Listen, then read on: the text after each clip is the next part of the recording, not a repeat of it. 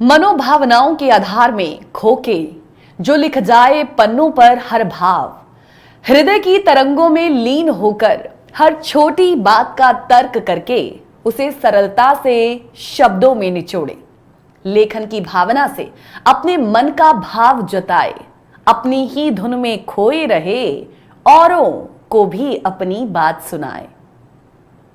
लेखक वो रूहानी इंसान है, लेखक वो बखेड़ा इंसान है जो दिल से, दिमाग से और गहरी सोच से शब्दों का भंडार अपने अंतर्बोध में सजाए हुए है। नमस्कार, आप सभी का स्वागत करते हैं जॉस हिंदी के इस बेहद खास प्रोग्राम में, यानी कि रियल लाइफ अनटोल्ड स्टोरी में। और मैं हूं आपकी मेजबान गीत उदय सैनी।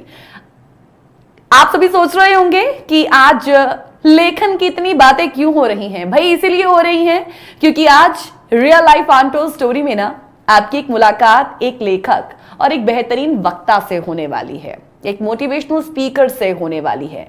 इन्हें आप जॉस हिंदी के अन्य प्रोग्राम्स में पहले भी कई बार उनके विचारों को सुन चुके हैं, फिर चाहे वो फॉरेन इश्यूज पर अपनी बात रखते हुए नजर आए या फिर राजनीतिक विषयों से जुड़ी हुई अपनी बात रखते हैं। तो कहने का मतलब है कि आप जॉस हिंदी के अन्य प्रोग्राम्स में उन्हें पहले भी उनके विचारों को सुन चुके हैं, लेकिन आज उनकी कहीं जिंदगी के कई जो अनछुए अनकहे पहलू है ना, जो उनकी जिंदगी से जुड़े हुए हैं, आज हम उन्हीं पहलुओं को तफसील से समझने आए हैं। इसीलिए सोचा कि क्यों ना उनके उस पहलू को भी इस प्रोग्राम के माध्यम से आपके समक्ष रखा जाए। तो जमीन पर जाकर विषय की हकीकत को जानना उनकी दिलचस्पी रही है, लेकिन ये दिलचस्पी क्यों, कैसे, कहां से शुरू हुई, ये सब आज हम जानने वाले हैं। उनसे मुलाकात से पहले छोटी सी झलक आइए आपको दिखाते हैं।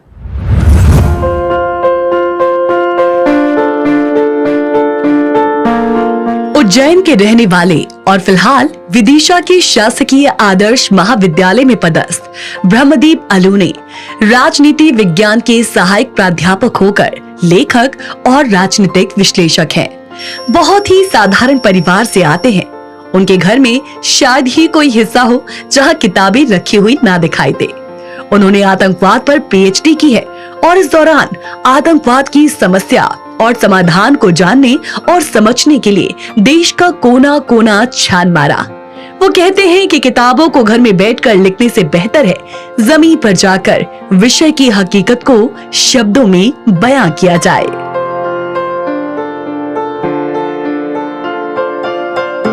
ब्रह्मदीप अलूने बाल्यावस्था में सैनिक स्कूल में पढ़ा करते थे। सेना में न जाने का उन्हें अब भी मलाल है और इसीलिए वो पुलिस, अर्धसैनिक बलों और सेना के प्रति असीम सम्मान रखते हैं। नक्सली इलाकों में सीआरपीएफ पर होने वाले हमलों ने उन्हें इतना विचलित कर दिया कि वो स्वयं छत्तीसगढ़ के सुकमा पहुंच गए और आज तक आतंकियों और नक्सलियों के इलाकों में वो जाते हैं और किताब लिखने का जुनून उनका यहीं से शुरू हो गया। उनकी कई किताबें आतंकियों और नक्सलियों के जीवन के कई रहस्यों को सामने लाती है।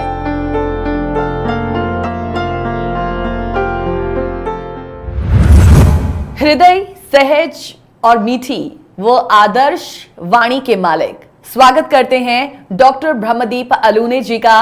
बहुत बहुत स्वागत है सर आपका रियल लाइफ अनटोल्ड स्टोरी में। सर सौभाग्य है आज हमारा, ये बहुत ही हम कह सकते हैं कि हम लकी मान रहे हैं अपने आप को कि जैसे मैं दर्शकों को देखिए ना पहले भी बता रही थी कि जॉस हिंदी के ही हमारा जो एक बहुत ही खास एक डिस्कशन प्रोग्राम है उसमें आप कई दफा हमें ज्वाइन कर चुके हैं और कई मसलों पर जो है वो आप अपनी बात रखते हुए नजर आए हैं। तो ये आज मेरा सौभाग्य है, मैं लकी अपने आप को मान रही हूं कि आपकी जिंदगी का जो एक अलग कहें पार्ट है ना, जो पहलू है उसे भी आज हम समझेंगे। तो बहुत बहुत शुक्रिया सर आपका, हम बहुत मान महसूस कर रहे हैं कि इस प्रोग्राम के लिए आपने अपना जो है वक्त निकाला है। तो बहुत बहुत सर शुक्रिया और हम आपका स्वागत करते हैं एक बार फिर से जॉस हिंदी के इस बेहद खास programme real life untold story में। बहुत धन्यवाद कीजिए। तो सर कहते हैं ना, मैंने लेखन से जो शुरुआत की थी इस प्रोग्राम की बिगिनिंग की, जब हम बात करते हैं शब्द, कलम और पन्नों पर जिसका पूरा पूरा हक है, दुनिया की बातें लिखने वाला, वही तो एक आदर्श लेखक होता है। तो ये एक आदर्श लेखक के तौर पर डॉक्टर ब्रह्मदीप अलूने जी की रियल लाइफ अनटोल्ड स्टोरी भी है। और क्योंकि शुरुआत से ही शुरू करने का एक कायदा है इस प्रोग्राम का, तो मैं चाहूंगी कि डॉक्टर ब्रह्मदीप अलूने जी का एक अलग जो पहलू है उनकी जिंदगी से जुड़ा हुआ, आप आज उसे खुद अपनी जुबानी जो है हमारे समक्ष रखें। तो सबसे पहले मुझे अपने बारे में सर थोड़ा सा और बताएं, हमारे दर्शकों को बताएं अपने बचपन के बारे में, आपकी एजुकेशन, आपके परिवार, प्लीज सर।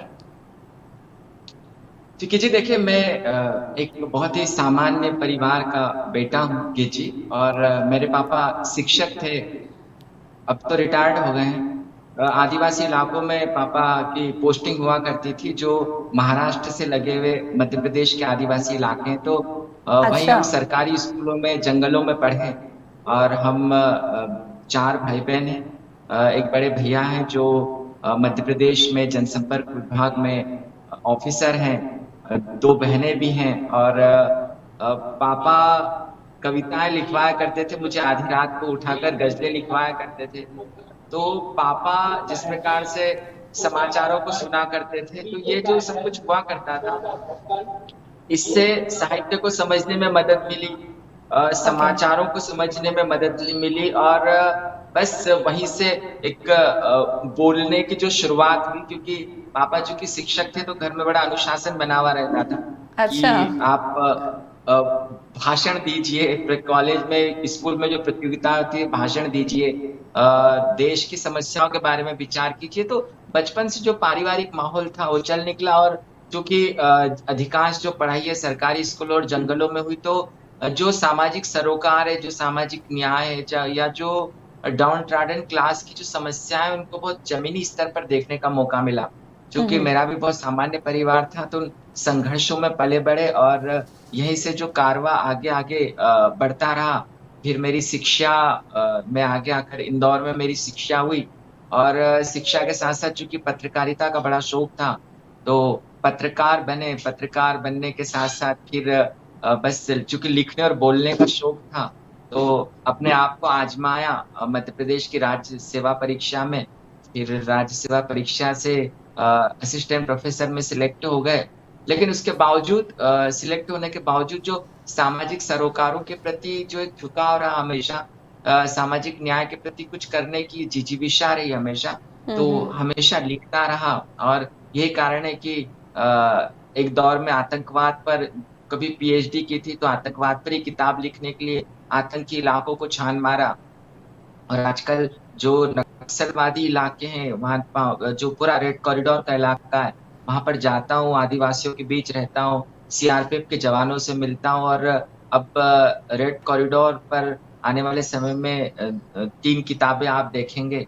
तो कुल मिलाकर एक सामान्य जीवन से शुरुआत हुई थी, और सामान्य जीवन का कारवां आगे बढ़ता जा रहा है। आगे बढ़ता जा रहा है, बिल्कुल। लेकिन सर, जैसा अभी आपने बताया ना, कि मुझे लगता है कि जिजीविषा आपकी हर विषय में हमेशा से ही रही है, चाहे वो सामाजिक कार्य में तल्लीन रहकर काम करने की हो, या फिर आतंकवाद पर पीएचडी करने की हो, या फिर अब नक्सलवाद को लेकर, या रेड कॉरिडोर में जाकर आप जमीनी हकीकत को जो है वो पहले देखते हैं। लेकिन मैं समझ रही हूँ कि सर अभी इसकी शुरुआत नहीं हो गई थी, बचपन से ही इसकी शुरुआत हो गई थी, कि आपने ग्राउंड लेवल में जो है हमारे आसपास की कहीं जो हकीकतें हैं उनको जानना समझना शुरू कर दिया था।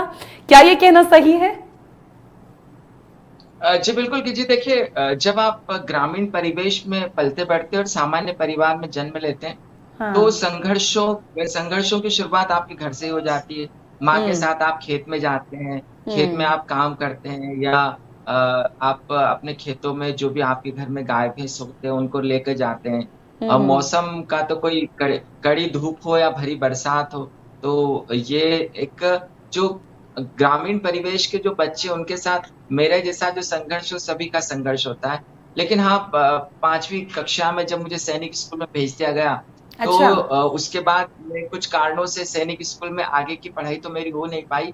लेकिन वो जो एक कसक थी सैनिकों को समझने की, सैनिक बनने की, सैनिकों का जीवन जीने की, तो बस रियल लाइफ में भी सैनिक बन गए। और यही कारण है कि मैं मेरे जीवन में हमेशा ये रहा कि सैनिकों की जो समस्या उनको सामने लाए, इसीलिए आतंकी इलाकों में जाकर उन इलाकों को देखा और उन पर किताब लिखी कि हमारे सैनिक जो है वो कैसा सामना करते हैं। फिर नक्सल इलाकों जहाँ पर नक्सली हमले हुए, हमारे सैनिकों की शहादत हुई है, उन जगहों पर गया, उनकी केस स्टडी कर रहा हूँ। तो कुल मिलाकर जो बचपन में जो कुछ देखते हैं और बचपन में बहुत सारी आपकी ख्वाहिशें होती है, उन ख्वाहिशों के साथ हम आगे जा भी पाते और नहीं भी जा पाते, लेकिन कोशिशें तो ख्वाहिशों को पूरी करने की ही जा सकती है। और बस मैं उन ख्वाहिशों को पूरी करने की कोशिशें कर रहा हूँ। तो कभी भय नहीं लगा सर आपको इस तरीके के इलाकों में जाना? हालांकि मैं समझ रही हूँ कि बचपन में ही इसकी शुरुआत तो हो गई थी, लेकिन फिर भी अभी भी क्या आपको भय नहीं लगता है? कि जी बड़ा अच्छा प्रश्न पूछा है आपने। दरअसल जब आप कोई चीज का जुनून लिए होते हो तो फिर भय जो है बहुत साइड में हो जाता है। लेकिन उसके बावजूद पिछले दिनों नक्सली इलाकों में मेरे साथ बहुत सारी ऐसी घटनाएं हुई जिसमें कभी-कभी लगा कि घर पर लौट के आ पाऊंगा या नहीं आ पाऊंगा। एक रोज क्या हुआ कि जब मैं तेलंगाना की जो बॉर्डर है छत्तीसगढ़ और तेलंगाना की, दोरनापाल, तो मैं वहाँ का जो सफर होता है बस से होता है या बाइक से होता है, ऐसे ही होता है, क्योंकि वहाँ पर कोई आइडेंटिटी तो होती नहीं है और सही मायनों में नक्सली जानते भी नहीं है। कोई नया व्यक्ति आया तो वो उसको कैसे भी निशाना बना देते हैं। अब मैं जब दोरनापाल में उतरा तो दोरनापाल से मुझे ताड़मेटला जाना था, क्योंकि ताड़मेटला 2010 में एक नक्सली हमला हुआ था, जो देश का कुख्यात नक्सली हमला है, और उसमें हमारे 76 जवानों की शहादत हुई थी सीआरपीएफ के। तो वहां से तकरीबन वो 50 किलोमीटर है दोरनापाल से, ताड़मेटला घने जंगल है सुकमा जिले के। अब मैंने गाड़ी वाले से कहा वहां चलने के लिए, तो पहले तो उसने मना ही कर दिया। फिर मुझसे कहा कि 50 किलोमीटर के लिए बड़ी मुश्किल से उसको 2500 रुपए में वो तैयार हुआ, 50 किलोमीटर जीप लेके जाना था। अच्छा। फिर पूछा उसने कि आप सीआरपीएफ के तो नहीं है? तो मैंने कहा नहीं, सीआरपीएफ का नहीं। उस दिन मुझे पता चला कि वहाँ के जो गाड़ी वाले वो सीआरपीएफ के जवानों को अपनी गाड़ी में नहीं बिठाते, क्योंकि सीआरपीएफ के जवानों की गाड़ियों पे नक्सली हमले हो जाएंगे। फिर मैंने उससे बताया कि मैं पत्रकार हूँ, तो मुझे फिर उसने कहा कि आपको कई जगह नक्सली चेक कर सकते हैं और कई जगह पर आप वो सीआरपीएफ के जवान चेक कर सकते हैं। फिर भी मुझे लगा कि क्योंकि मेरे सारे जो ऑडियो होते हैं वो नक्सलियों के खिलाफ ही होते हैं, मुझे लगा कि अब रिस्क तो लेना पड़ेगा। देखना चाहता था उस जगह पर।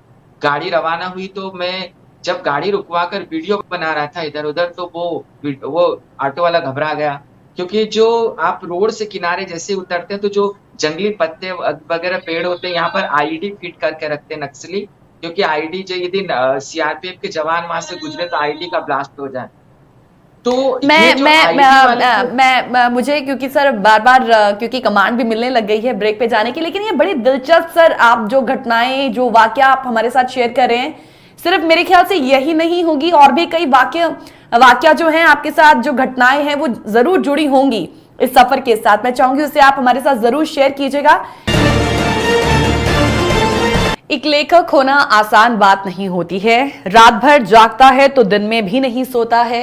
गम, आंसू, पीड़ा और वेदनाओं को लिखता है। दिल में दर्द रहता है पर आंखों में वो नजर नहीं आता है। यही एक लेखक की कहानी होती है। रियल लाइफ अनटोल्ड स्टोरी में आज डॉक्टर ब्रह्मदीप अलूने जी इस वक्त हमारे साथ जुड़े हुए हैं। सर एक बार फिर से आपका बहुत बहुत स्वागत रियल लाइफ अनटोल्ड स्टोरी में। क्योंकि एक वाक्य का आप जिक्र कर रहे थे लेकिन बीच में ब्रेक आ गया, तो मैं चाहूंगी कि बहुत ही कहीं I was all years and I am very sure कि जो हमारे दर्शक होंगे वो भी बहुत ध्यान से आपको सुन रहे होंगे जो वाक्य आपके साथ हुआ था। मैं चाहूंगी आप प्लीज उसे कंटिन्यू करें, आगे क्या हुआ। तो वो जो दोरनापाल से ताड़मेटला का जंगल है दीप जी, वहां पर सबसे बड़ी जो चुनौती होती है कि जो रोड है, रोड बनाने नक्सली देते नहीं है, और जब रोड बनाते सीआरपीएफ के जवान तो सीआरपीएफ के जवानों पर हमला हो जाता है। अब वो रोड बन रहा था और सीआरपीएफ के कई जवानों की उस रोड पे शहादत हुई थी। करीब 50 किलोमीटर का टुकड़ा है। तो जब मैं उस रोड पर बार बार उतरा तो ताड़मेटला के जंगलों के आसपास तो बहुत सारी बाइक वहां पर रुक गई, और ये जो बाइक होती है उन इलाकों के लोगों की ये जन मिलिशिया होता है जो नक्सलियों का बड़ा मददगार होता है। अच्छा। तो उस रोज मुझे लगा कि अब मेरा आज अपहरण हो जाएगा, क्योंकि वहां पर जो जन मिलिशिया होता है आपके हाथों को बांध देता है, आपकी आंखों पे पट्टी बांध देता है, और आपको जंगल में 10 मीटर के अंदर तो बहुत घना जंगल होता है। तो मैंने उस रोज अपनी वाइफ को एक मोबाइल नंबर मैसेज किया, और मुझे लगा कि आज तो मतलब अब बच पाना मुश्किल है। तो मैंने अच्छा। बस इतना लिखा कि यदि मेरा मोबाइल नहीं लगे तो इस नंबर पर कांटेक्ट कर लेना। उस दिन गीत जी पहली बार अपहरण होते होते बचा था, और यदि सीआरपीएफ की एक टुकड़ी उधर से नहीं आती तो उस दिन जो नक्सली है वो मेरा अपहरण कर लेते। ऐसी जो वो जंगल है वहां पर ऐसी बहुत सारी घटनाएं होती है जहां पर जैसे मतलब वह नक्सली जो है कौन है और नक्सली कौन नहीं है ये ये पता आप लगा पाना पहचान ही नहीं मुश्किल है। सकते। अच्छा। घने जंगलों से आप जब गुजरते हैं, और जो आईडी का खतरा होता है वो बहुत जबरदस्त तरीके से वहां पर बना होता है। कभी आपका पैर आ गया और कब आप समाप्त हो जाएंगे, और उन घने जंगलों में आपको कोई पहचानने वाला भी नहीं मिलेगा। तो नक्सली इलाकों में बहुत रिस्क होती है, वहां पर जाना बहुत रिस्की होता है। और लेकिन हाँ, उस रोज मैंने महसूस किया कि जो सीआरपीएफ के जवान है वो नक्सलियों से कैसे जूझते हैं, सीआरपीएफ के जवान नक्सलियों का कैसा सामना करते हैं, और कैसे हम नक्सलियों से लड़ते हुए कई जाबाजों को खो देते हैं। तो जो वो इलाका है, जो पूरा रेड कॉरिडोर का इलाका है, वहां पर मौत जो होती है जीत जी, वो आपके हर पल साथ होती है, और पता नहीं होता कि आप लौट के आ पाओगे या नहीं आ पाओगे। न केवल आईडी का खतरा, लेकिन एक रोज जो गढ़चिरौली इलाका है महाराष्ट्र का, वहां से जब मैं जब लौट रहा था जंगलों से, तो अचानक करीब रात के 8-9 बज रहे होंगे और मुझे गाड़ी रोकना पड़ी। सिंगल रोड था क्योंकि सामने से एक अजगर जा रहा था। अच्छा। तो जानवरों का खतरा है, नक्सलियों का खतरा है, फिर जो बहुत सारी जो जातियां होंगी, वो कब आपको निशाना बना दे इसका पता नहीं होता। तो कुल मिलाकर इन इलाकों में घूमना रिस्क होता है, लेकिन जो मेरा जुनून है गीत जी, इन उसके आगे सबको वो कुछ जानने नहीं का, है। रेड कॉरिडोर को जानने का, वो मुझे वहां पर ले ही जाता है। गीत जी। अच्छा सर, मुझे एक बात बताएं, जब पहले तो देखिए, मैं समझ सकती हूँ कि आपकी एक शुरू से ही एक विशेषता रही है कि कहें जमीन पर जाना है, ग्राउंड लेवल पर, और पूरी जो है रिपोर्ट हासिल करनी है, जानना है कि असल में क्या है। और इसी वजह से आप कहें आतंकवाद ग्रस्त इलाका हो या अभी की जो वर्तमान सिचुएशन में नक्सलवाद जो एरिया है, वहां पर जाकर आप जानकारी बटोरते हैं और जानने की कोशिश करते हैं कि वहां के लोगों का असल में जीवन कैसा है। लेकिन एक रोज एक वो समय तो आया होगा जब आपने पहली बार इसकी शुरुआत की थी, उस वक्त किस तरीके के ख्याल आए थे आपके मन में? मैं जानना चाहूंगी कि परिवार का भी उस वक्त क्या कुछ कहना रहा? क्या उन्होंने कभी आपको मना नहीं किया कि ऐसा नहीं करना है या वहां नहीं जाना है? देखिए, इसकी शुरुआत सबसे पहले जो उज्जैन में सिंहस्थ हुआ था 2016 में, तो सिंहस्थ में चूंकि मैं आंतरिक सुरक्षा पर मैंने पीएचडी कर रखी है, आतंकवाद पर, मुझे वहां पर पढ़ाने के लिए बुलाया गया था। तो अच्छा। मैंने सिंहस्थ में कहा कि ट्रेनिंग दूंगा जबकि मैं जमीनी हकीकत को देख लूं। उसके बाद मैंने जो सिमी है उस पर रिसर्च किया। चूंकि सिमी की शुरुआत मालवा के इलाकों से हुई है, तो मैं मालवा के इलाकों में, उन इलाकों में जहां पर सिमी के लोगों को प्रशिक्षण हुआ, बहुत सारे सिमी के लोगों से मिलने लगा। तो इसमें मेरे जो पुलिस के दोस्त थे वो भी मुझे बहुत अलर्ट किया करते थे। घर पर तो चूंकि मैं परिवार के साथ रहना थोड़ा मुश्किल होता है, नौकरी करते हैं तो बीवी और बच्चों के साथ ही रहते हैं, तो मैं अपनी बीवी से कम चीजों को साझा किया करता था। लेकिन अच्छा। जब उसको मालूम पड़ा तो मुझे लगा कि अब सुरक्षा के लिए क्या करेंगे, तो मैंने जब मेरा ट्रांसफर कहीं दूर हुआ और वो सीमी के इलाकों से गुजर के जाना होता था, तो मैंने अपने घर पर एक जर्मन शेफर्ड को लाकर रख दिया कि कम से कम ये सुरक्षा करेगा। लेकिन ये जो चीजें हैं, जब आप आतंकियों पर या पर शोध करते हैं तो तनाव तो होता है, और उसके साथ साथ घर में इस बात को लेकर घर में भी तनाव होता है। लेकिन मेरे साथ सबसे अच्छी बात यह है कि मेरी जो पत्नी एक फौजी की बेटी है, तो वो इन चीजों को समझती है, और सौभाग्य है मेरा कि जो भी मैं देश हित में करता हूँ तो परिवार मेरे साथ होता है। जी जी। सर पर हम देखते हैं कि देश के कई ऐसे इलाके हैं जहां पर कहीं ये नक्सलवाद जो है वो फैला हुआ है। डॉक्टर ब्रह्मदीप अलूने ने सिर्फ रेड कॉरिडोर को ही क्यों चुना? जी, देखिए, बहुत दिलचस्प बात।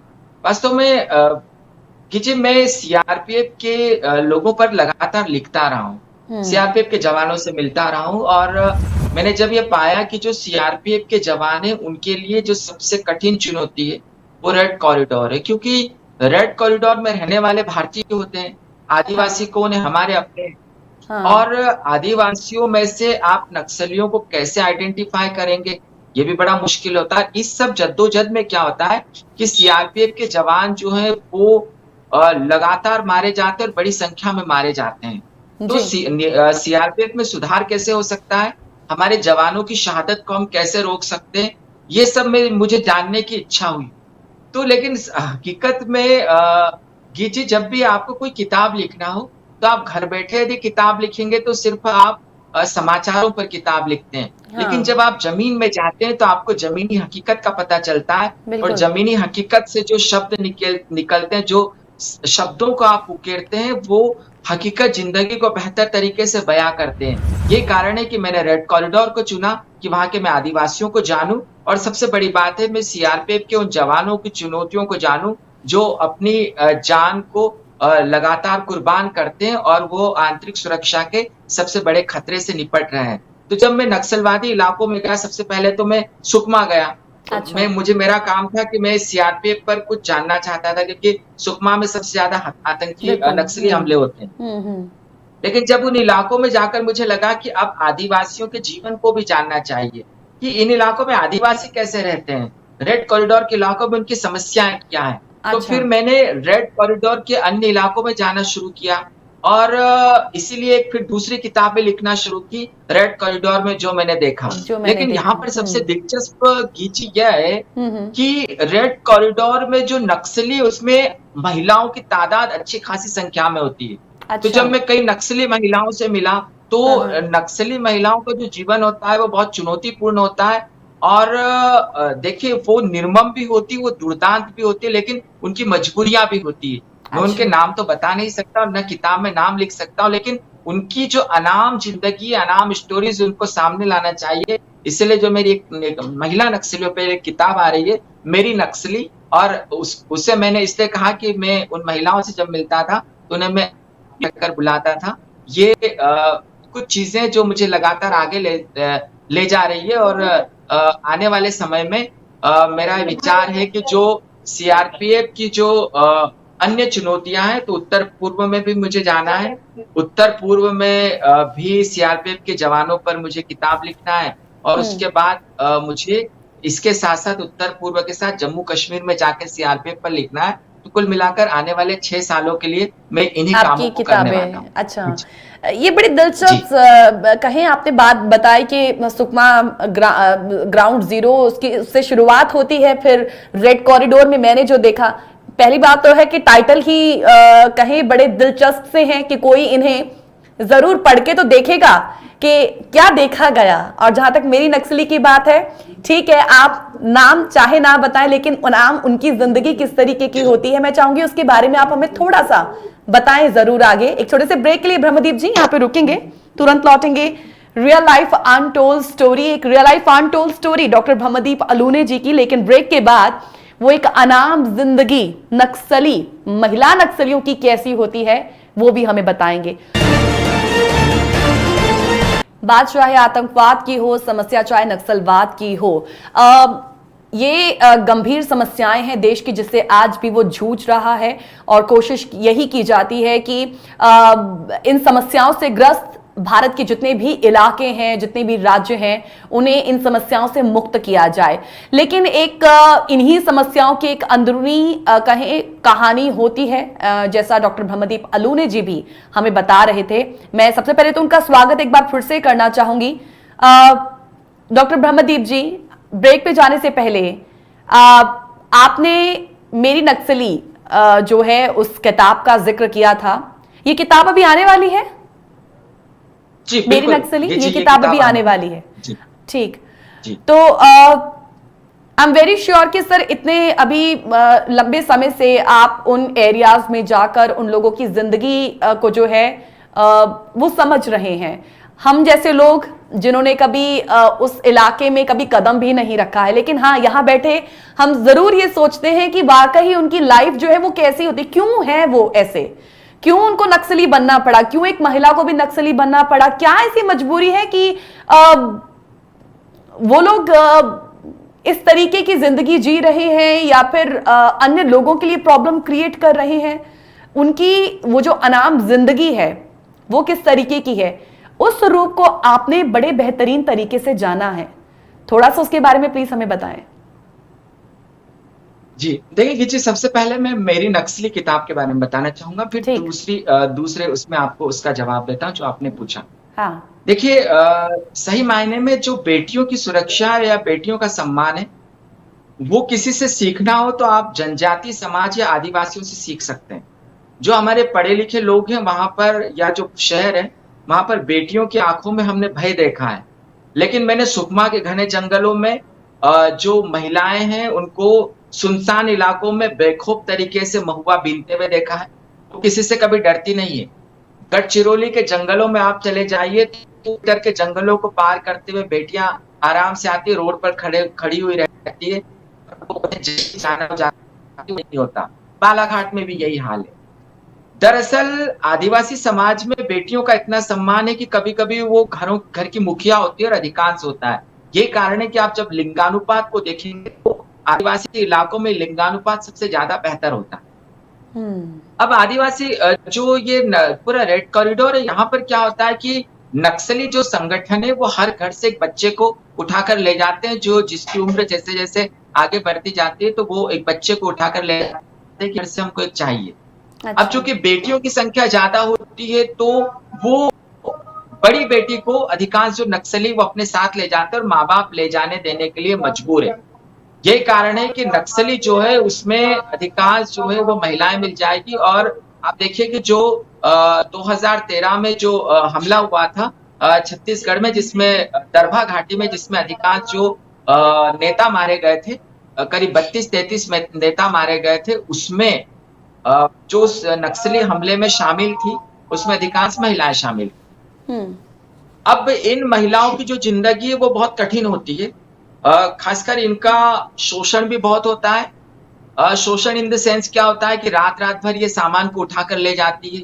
इनका कोई अपना जीवन तो होता नहीं, इनका कोई परिवार तो नहीं होता है। और जो नक्सली कमांडर है इनका बहुत शोषण करते हैं और उसे आप नजरअंदाज भी नहीं कर सकते। कुल मिलाकर महिलाओं का जो है वो बहुत नक्सली उपयोग करते हैं और बहुत शोषण भी करते हैं। तो ऐसी महिलाओं की जो स्टोरीज है उसको मैं मेरी नक्सली में ला रहा हूँ। और एक गढ़चिरौली के इलाके में एक बार क्या हुआ कि कुछ सालों पहले की बात है, उस गांव में मैं गया भी था। तो वहां से एक दूरवर्ती एक गांव था, वहां से एक लड़की जो है वो पढ़ने के लिए कॉलेज आया करती थी। आदिवासी इलाके की लड़की थी। अब क्या हुआ कि एक रोज क्या हुआ कि उस लड़की की जो लाश है उसको मार डाला गया और पूरी तरीके से मारा गया उसको। और सब मतलब कपड़े वपड़े सब फाड़ के और ऐसे बुरी तरीके से उसकी लाश को गांव के बाहर फेंक दिया गया। अच्छा। नक्सलियों को यह शक था कि जो लड़की कर रही, क्योंकि वो पहले नक्सलियों के साथ काम करती थी, तो नक्सलियों को शक हो गया कि पुलिस से भी मिली हुई है, जबकि वो आदिवासी लड़की जो थी वो पुलिस से मिली ही भी नहीं थी। तो उस गांव में आज भी जिस दिन उस लड़की की हत्या हुई थी, आप सोचिए कि वो पिछड़ा गांव है, आदिवासी बाहुल्य गांव है, लेकिन जिस रोज उस लड़की की हत्या हुई थी, हर साल उस शाम को उस गांव में दिए जलाए जाते हैं और उस रात को उस गांव में अंधेरा रखा जाता है।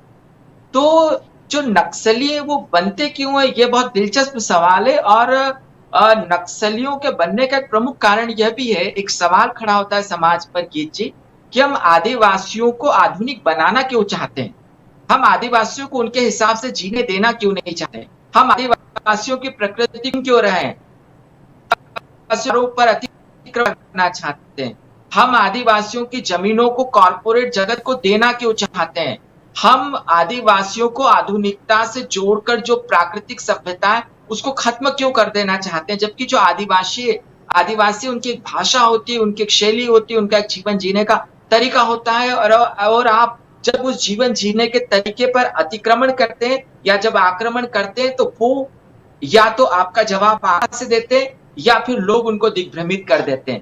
तो जो नक्सलियों का समूह, देखिए आप नक्सलियों को, समूचे नक्सलियों को आप आदिवासी नहीं कह सकते। आप ऐसा नहीं है कि सारे जो नक्सली वो आदिवासी, नक्सलियों में बहुत पढ़े लिखे लोग भी होते हैं।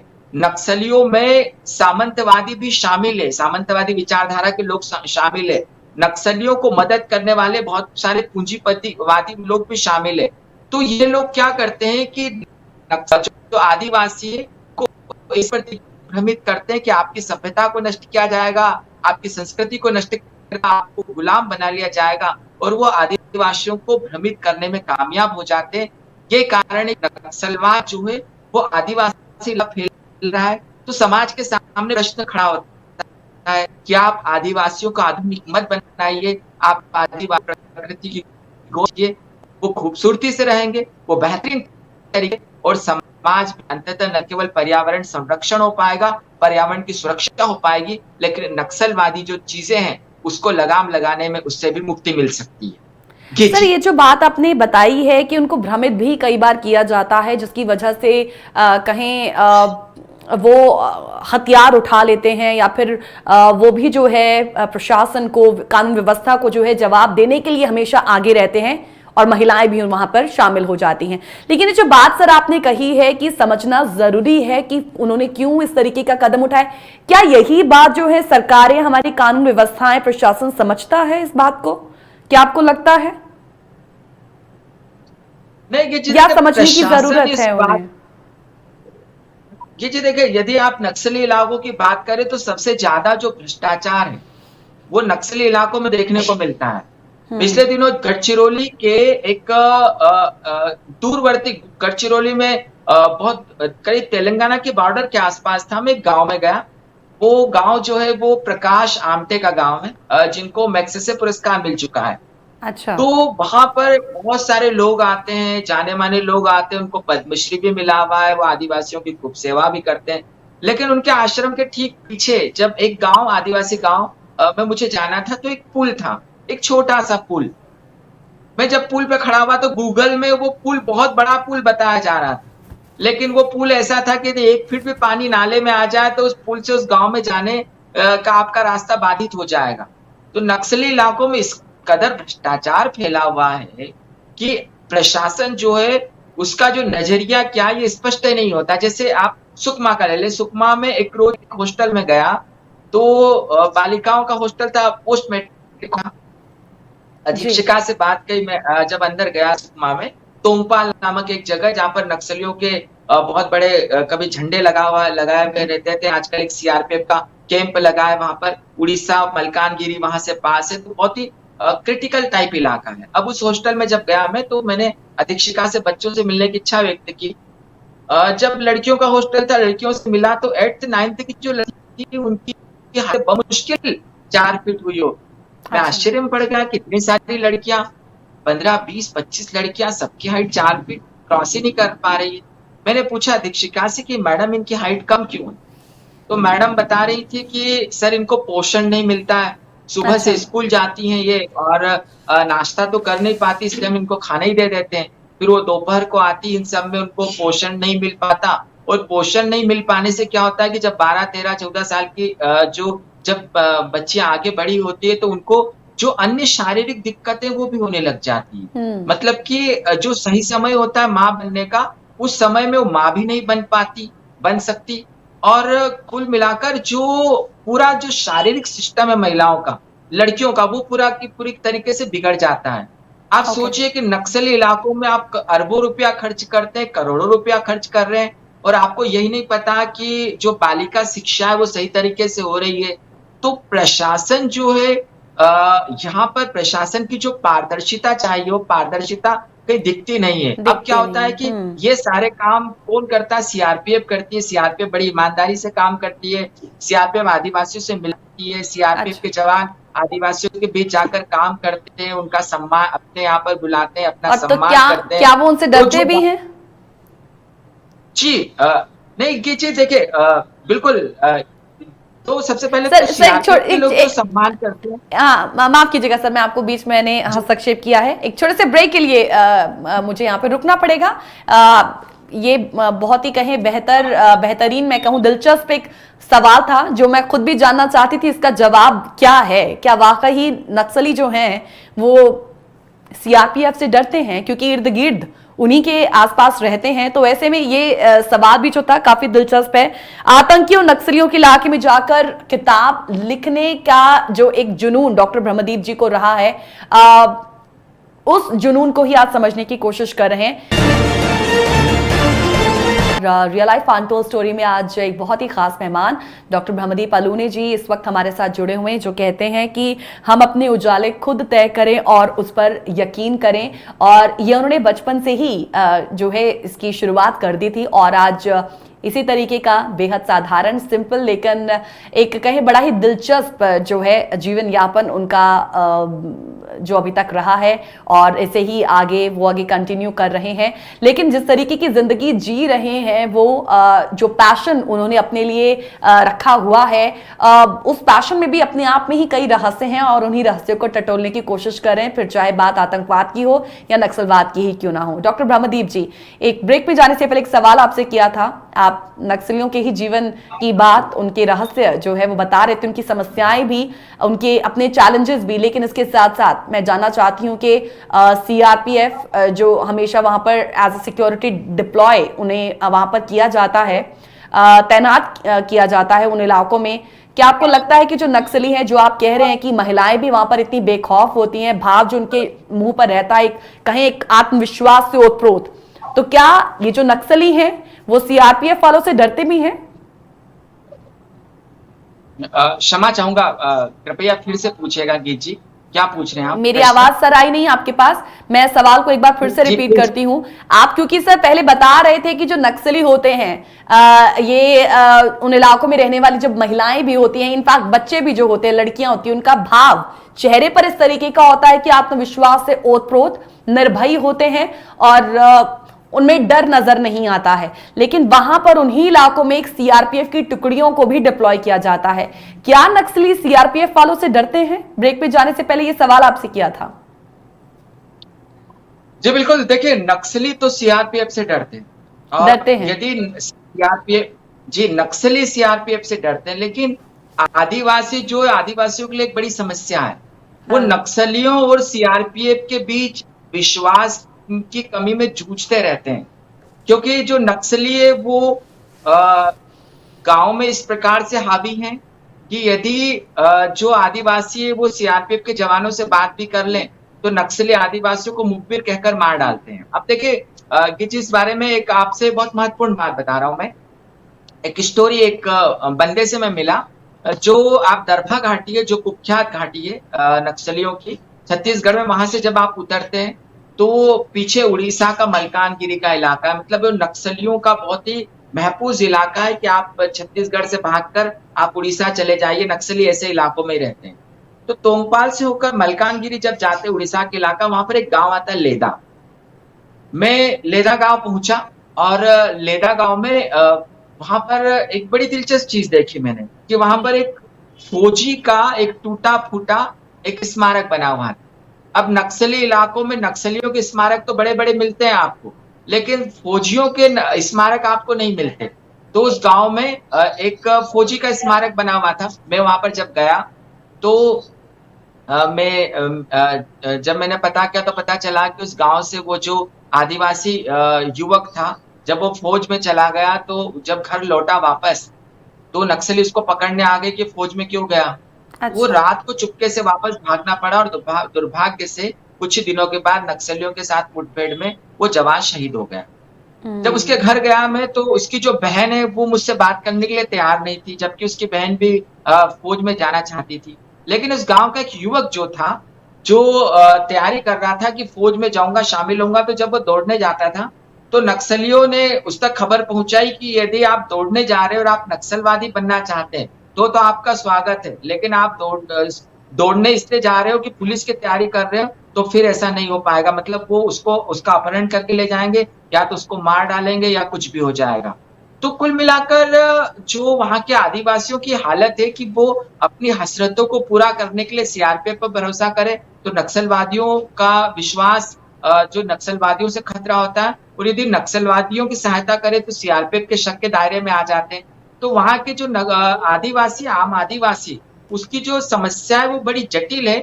और एक बात और मैं कहूँगा, जो बात अपनी कट गई थी पिछली बार की जी, कि जो वहां पर सीआरपीएफ तो बेहतरीन तरीके से काम कर रही है, लेकिन नक्सली इलाकों की जो असल समस्या है वो स्थानीय प्रशासन की है। स्थानीय प्रशासन है वो पारदर्शिता से काम करता ही नहीं है। यदि स्थानीय प्रशासन पारदर्शिता से काम करने लगे, स्थानीय प्रशासन के कार्याचार नहीं हो, स्थानीय शायद उनकी प्रशासन बात यदि भी सरकार तक आदिवासियों का विश्वास जीतने लगे तो हाँ। नक्सलवाद जरूर समाप्त हो जाएगा। लेकिन बिल्कुल। आप यदि ये सोचे कि आप बाहर के लोग सेनाओं को डिप्लॉय करके आप आदिवासी इलाकों में पहुंचा दे, तो तो फिर वो ये जो उससे नक्सलवाद कुछ की समस्या है ये आगे नफरत बढ़ शायद जाएगी। वो जी। रहेगी, नफरत जो है वो कायम रहेगी। यही आतंकवाद के साथ भी समस्या है, यही नक्सलवाद के साथ भी है कि एक ट्रस्ट रिस्टोर करने की जो एक कहीं रिस्पॉन्सिबिलिटी है, उसमें अभी तक जो है स्थानीय प्रशासन के साथ साथ सरकारें जो हैं वो नाकाम रही हैं। सर, क्योंकि समय मेरे पास कम है, ये आखिरी सेगमेंट है, लेकिन मैं आपसे जरूर ये जानना चाहती हूँ कि देखिए, आप इतने लंबे वक्त से इन इलाकों में, रेड कॉरिडोर जैसे इलाकों में रहे हैं, आपने उनके जीवन को बड़े ही करीब से जाना है, उनसे बात भी की है।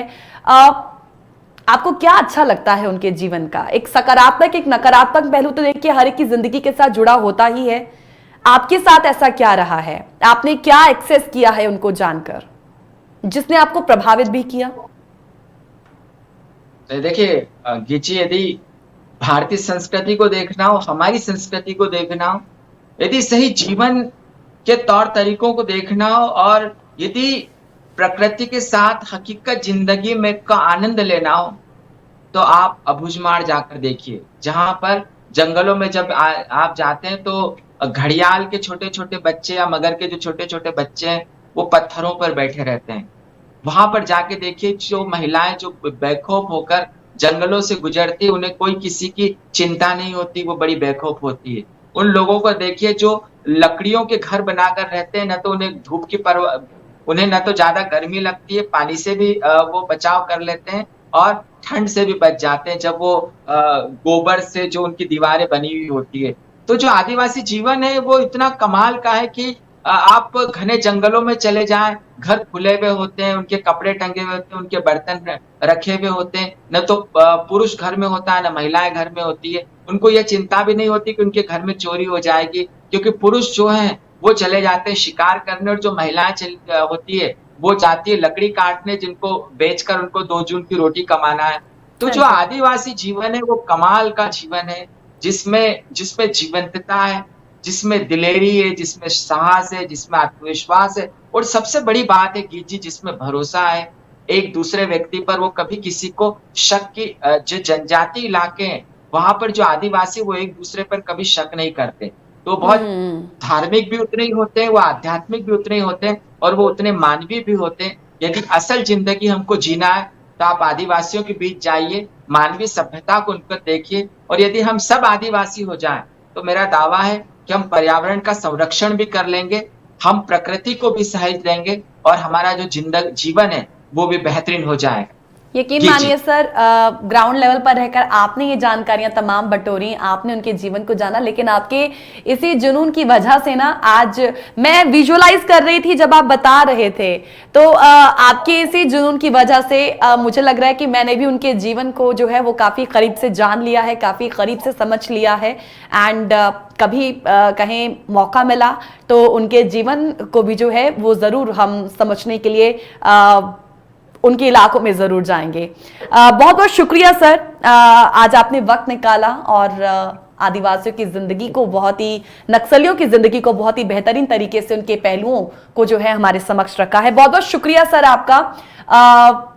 इसी के साथ मैं दर्शकों से अपील करना चाहूंगी कि आज का ये जो एपिसोड था वो एक बहुत ही खास शख्सियत के साथ था, लेकिन साथ ही साथ उनकी जिंदगी तो थी ही जिनको हमने जाना, लेकिन उनके साथ साथ हमने जो कहे नक्सलियों की जो एक अनाम जिंदगी है हमने उसको भी जाना है। ये एपिसोड आपको कैसा लगा हमें जरूर अपने विचार लिखेगा, और विचार लिखने के लिए आप geet@justbroadcasting.com या info@justbroadcasting.com पर हमें ईमेल कर सकते हैं। तो आपकी ईमेल्स का, आपके फीडबैक का, साथ ही साथ आपके सुझावों का भी हमें इंतजार रहेगा। इसी के साथ इजाजत फिलहाल दीजिएगा। नमस्कार।